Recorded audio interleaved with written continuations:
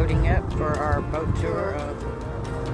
Hoping to see a red ibis, scarlet ibis, something like that.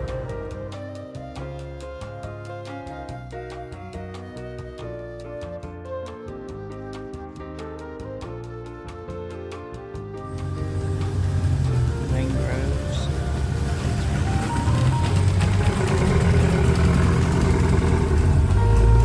Feed on small birds, small bird eggs, bats, spiders, rodents.